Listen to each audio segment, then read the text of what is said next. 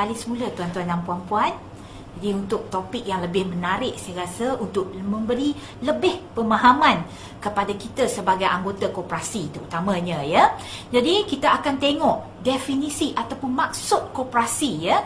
Jadi saya ambil definisi koperasi ini daripada penyataan identiti koperasi yang dibuat di Manchester pada tahun 1995. Jadi kalau kita tengok secara umum boleh saya bacakan di sini.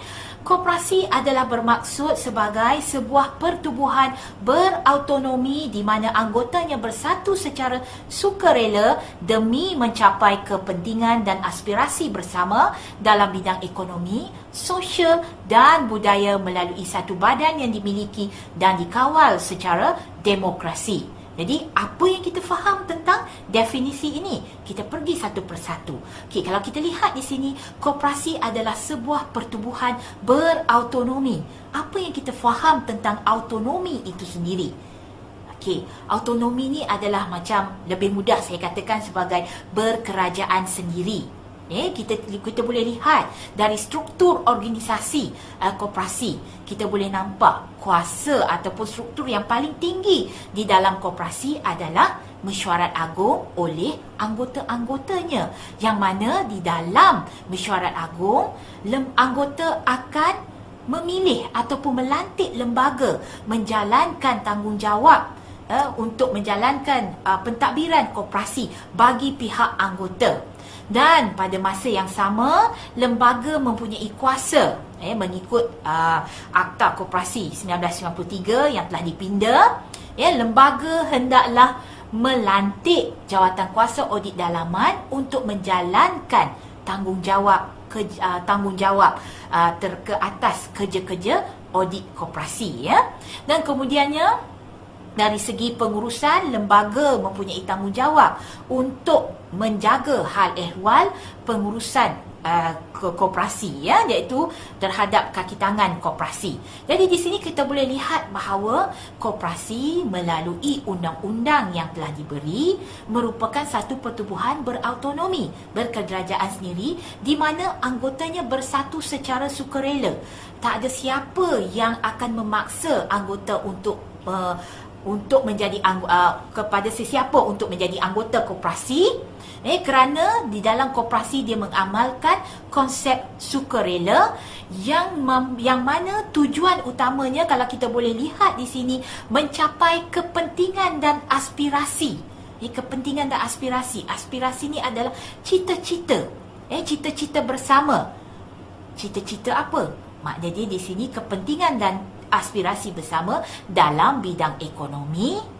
Maknanya dia dalam bidang ekonomi kita menjalankan aktiviti yang akan menghasilkan kepada keuntungan, dan apabila keuntungan diperolehi maka akan dipulangkan dalam bentuk sosial dan dalam bentuk sosial dari segi faedah-faedah, manfaat-manfaat yang boleh diberikan kepada anggota dan melalui satu badan yang dimiliki dan dikawal secara demokrasi.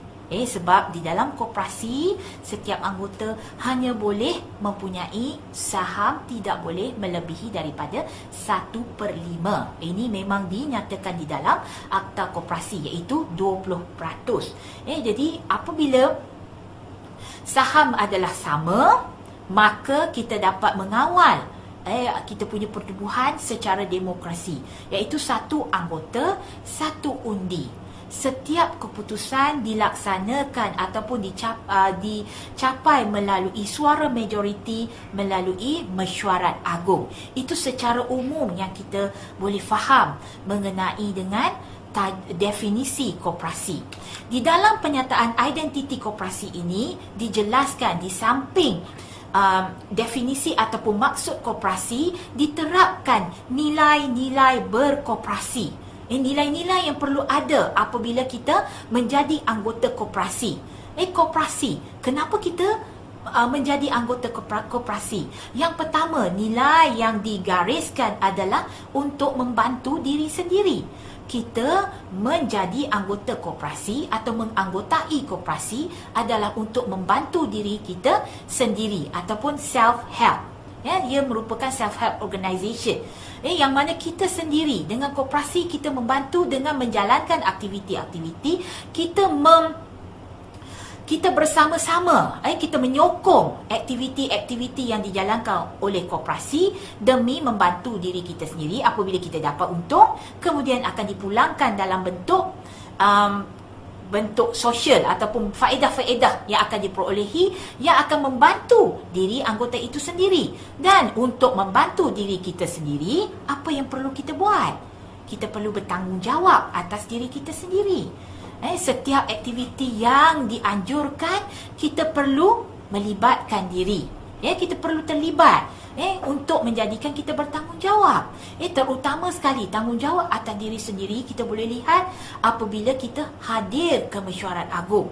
Mesyuarat agung merupakan satu platform utama untuk anggota mengetahui perjalanan ataupun prestasi koperasi untuk tahun keuangan apabila sesuatu tahun keuangan berakhir, ya.